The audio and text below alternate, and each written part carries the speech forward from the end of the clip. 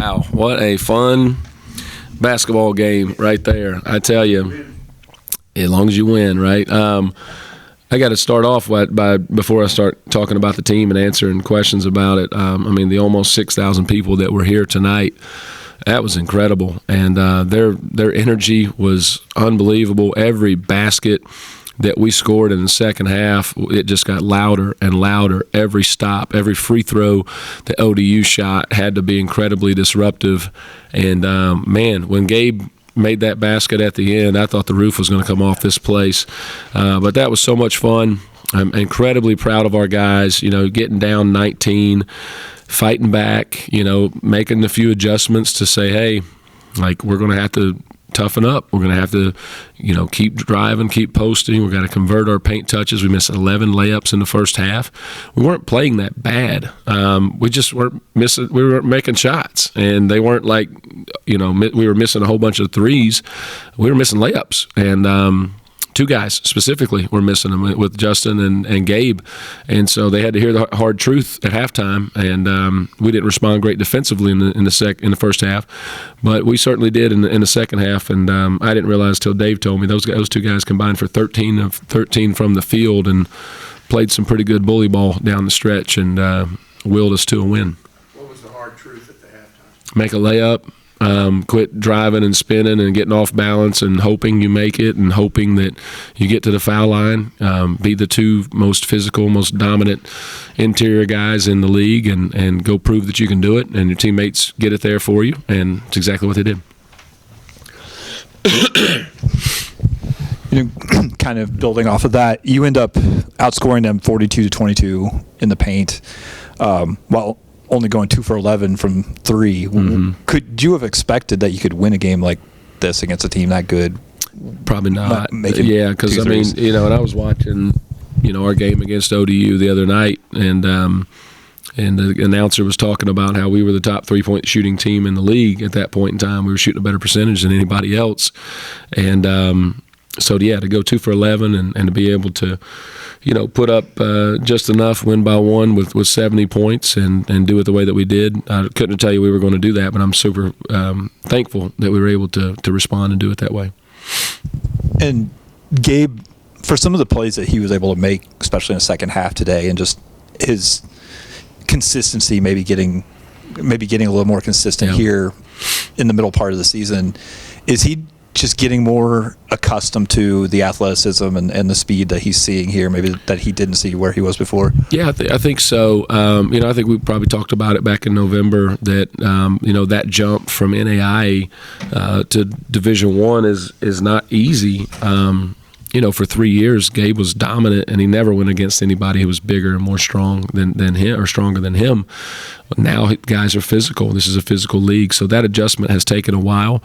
I think when Gabe got to go home for Christmas and see his family and his fiance, it did his heart some good, and he came back and scoring in the post against SEC players at Arkansas was huge because gave him a lot of confidence, and he's given us another scoring threat and something else that other people have to prepare for, and that's what we brought him here to do, to have a high usage rate that because at this level there's not too many big guys that get the ball. That's what we've done. It's how we've found success, and so when he's delivering like that, it's a good match. I guess just if you can kind of walk me through what you're seeing on that sequence. You see Gabe just kind of flick it up. What's just going through your mind at that moment? You didn't think we drew it up like that? Pretty impressive. It was impressive. But I will say this, I got to start with Coach Lombardi did a masterful job tonight. He's like a savant when it comes to finding ways to get our guys baskets. And so we've been together for 11 years, and there's oftentimes we finish each other's sandwiches. If you got a daughter, you probably know what that line is. But and so he drew up. I think we scored out of every timeout tonight, and it wasn't me. It was him. He did a terrific job with generating those for us.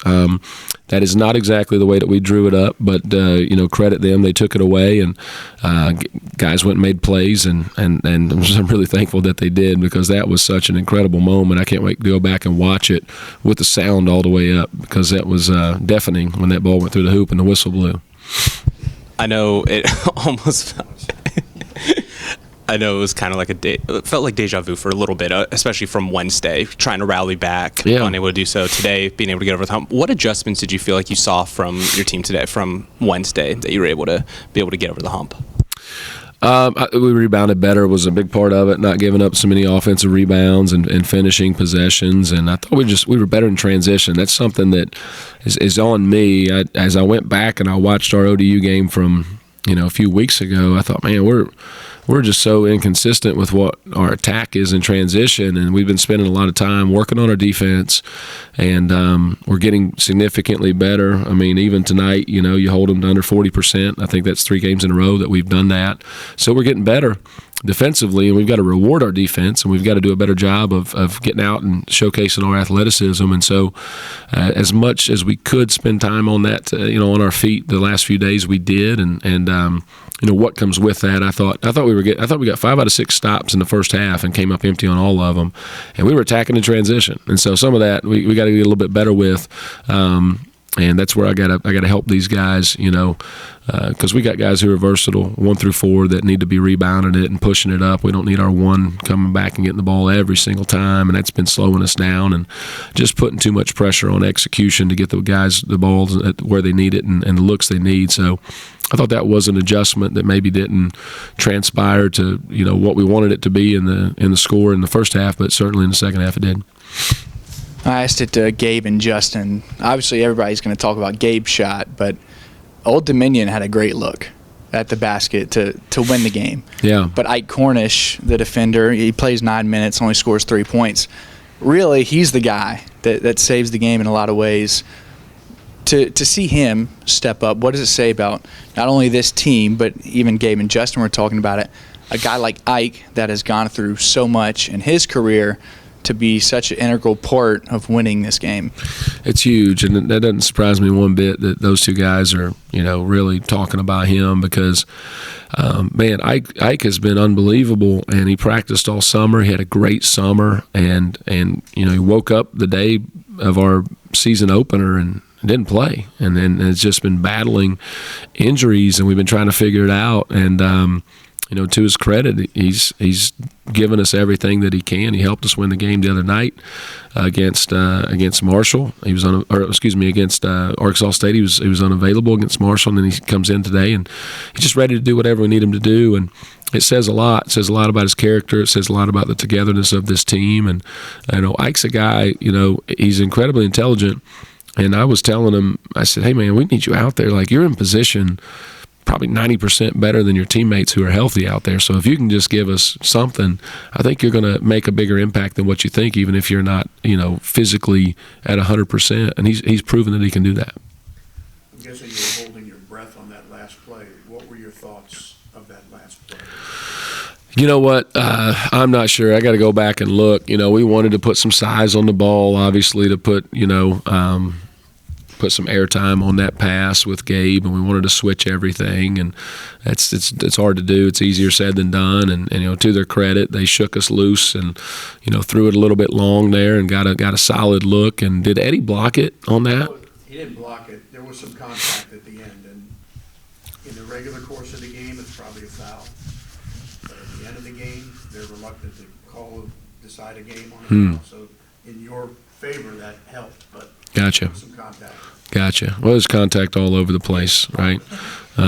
So you live and you learn. So, but yeah, my thought was, my face was probably as purple as this this pullover I got on. I was holding my breath, but I was able to exhale. When I saw the official call the game, and I'm thankful. So it's good.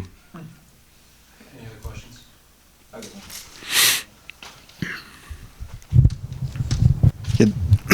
They had 7 assists on their first 11 baskets without a turnover. They end the game 8 assists and 7 turnovers. Not a ton of turnovers, but what did you guys do defensively to not let them basically run their stuff the way they were early? Yeah, a lot of that in the first half was transition. It was poor closeouts. I don't know that it was anything schematically that they were doing or we were doing poor. It was, sometimes it comes down to that. Our zone was effective. Our press was effective. I thought we just did a nice job applying personnel. switching some actions. That helped us win the game at Arkansas State. And we didn't play Gabe a lot in the second half of that game because we didn't know if he could really do it as well as maybe Eli and Christian. He proved that he can do it today. He did it the other night, and that really changed the game for us. And so guys just, keeping everything in front and forcing tough contested twos, unassisted baskets is kind of the result of that. I guess one more if you'll let me, but I don't think anybody, if you had lost this game, I think everybody's trained to not come in here and say the sky is falling. But just how much different is it going to be going forward to not kind of have to go through that locker room again if you came all the way back and didn't get it done? Yeah, it's a significantly better feeling, right? But either way, I always say this, and it's probably not what everybody wants to hear, but I don't always judge our performance, by the final score. I mean, we've been doing a lot of things significantly better than what we were doing when we played at ODU before Christmas, and that doesn't mean you win every game. But we're getting better. Clearly, we're getting better defensively. We're finding ways to get different guys involved and get them the ball where they can be effective. And so, I would have probably had that same message, but it was a lot happier, to be able to walk away with a win and find a way to do that. And I told the guys I was thankful for how it transpired because it brings you closer together when you do that. So.